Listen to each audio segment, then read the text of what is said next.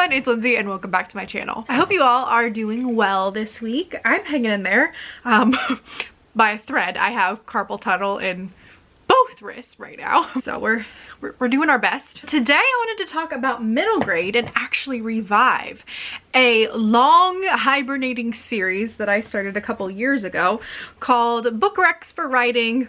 and then like a writing thing. I have an entire playlist where I share the book recommendations for specific, writerly topics such as unreliable narrators, writing in third person, atmospheric worlds, things like that. So you can check those out if you're interested, but today's video is going to be focused on middle grade. This is my prime, folks.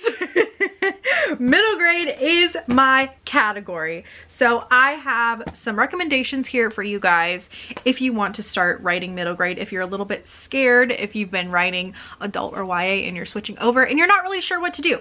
So I decided to kind of split these book recommendations up into different categories, and I thought the first one we would talk about is realistic situations or topics that can be explored, because I know a lot of times with middle grade people are not sure what they can talk about and how in-depth they can go with those topics. I have two recommendations that I think will give you a great kind of understanding of what and how middle grade explores serious things. My first recommendation is Dear Sweet Pea by Julia Murphy. This is an adorable book about a 7th grade girl dealing with being the fat kid in school and also trying to navigate her parents' divorce. And while that's going on, she sneaks into her neighbor's house, who is currently on vacation, and decides to take over her advice column in the local newspaper. It deals with more serious topics that kids can still deal with at this age, like divorce, fat phobia, bullying.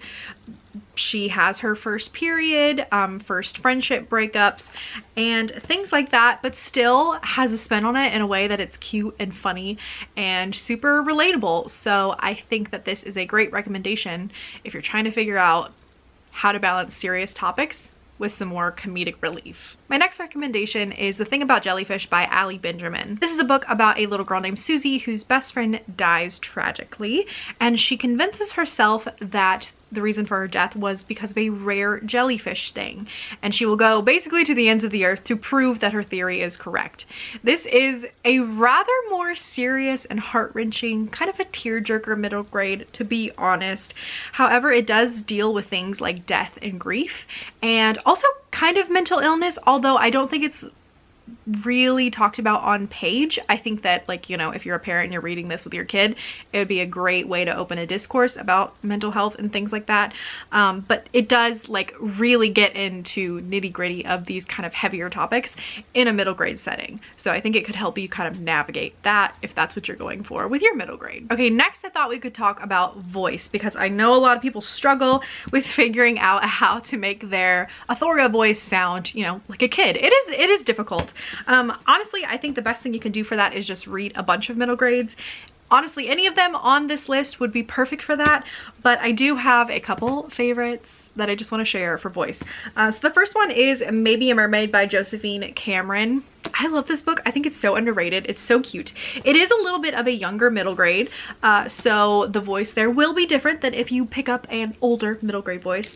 However, this is a book about a little girl who's going to her mother's childhood summer camp, and her mother sells basically like this world's version of Mary Kay, and because of that the mother has kind of like installed this like business mindset with her daughter. It's so cute, and the voice is so good because the little girl thinks in like these I don't even know what to call it, like business modules. She's trying to sell herself and like gain clients. All she wants to do is find a friend. That's what she wants. She wants a best friend, and she's going through it with like this businessy mindset that she learned from her mom. So the voice is like just really cute. I love this book. It's adorable, and I think if you want to figure out how to do a cute voice, you can pick this up. My next recommendation for voice is My Life as an Ice Cream Sandwich by E.B. Zaboy. This book is so voicey, you guys. It's like ridiculously voicey. It's about a little black girl living in Harlem in the 1980s. Her grandfather was one of the first black members to integrate into NASA, and it's just about her moving to Harlem from Alabama, and so she's trying to figure out how to integrate into city life, and she's obsessed with like Star Wars and Star Trek, and she just wants everything to kind of stop and stand still so she can like make peace with the world, but the world keeps moving. Anyway, it's a cute story and it is so incredibly voicey. The main character, Ebony Grace, turns absolutely everything in the story into like a sci-fi adventure. So it's like if she has to go to the refrigerator because her dad asked for her to bring him a Coke or something, she's like, you know, thinking of it in a way it's like, okay, mayday, mayday, we must go, mission abort, like, you know, and stuff like that. It's so cute. And I think that if you want to learn how to do voice, a really good voice for middle grade, this is the book for you. Okay, for this next category, I literally could have picked a million books, but I had to go with this one. We're gonna talk about whimsy, right? It's a little bit difficult to get into if you've never written whimsy, if you've never read it. Nevermore. Read Nevermore. There's no better option. This is about a little girl who's cursed to die on her 12th birthday. Right before her 12th birthday, she gets whisked off to this fantastical world where she must compete to join a secret magical society. She lives in a sentient magical hotel where the rooms and the staircases and the chandelier change. The head housekeeper at this hotel is named Fenestra, and she's a giant cat. There's an interior decorating vampire. Like, it's just so cute and so whimsical. Read it if you want to know how to do whimsy. Okay, and next I thought we would talk about humor, because that's one of my favorite things about middle grade is just they make me laugh out loud in the way no other age category does. So the first recommendation I have for you is Arusha and the End of Time by Roshani Chokshi. This is one of those Rick Riordan presents that's about a little kid that somehow gets wrapped up in the magical deity world, and this one's no different. It's about a little girl who accidentally awakens the goddess or the god of destruction in Indian mythology, and she has to save the world essentially. Again, this is another great one for voice because I just feel like the main character, Aru, her voice is so funny. The way she interacts with the gods, she interacts with new friends, and just like how Roshani Chokshi just like puts the main character in funny situations. It's real good for humor. And then I am going to recommend Ghost Squad by Claribel A. Ortega. This book is just, it's cute, it's hilarious, it's perfect. It's Coco meets Stranger Things. It's about a little girl who accidentally enacts a curse that wakes this evil spirit, and she has to team up with her best friend, and her best friend's maybe witchy grandma, and they're like 15-pound fat cat and go on an adventure to round up all these ghosts. It's so cute, it's so funny.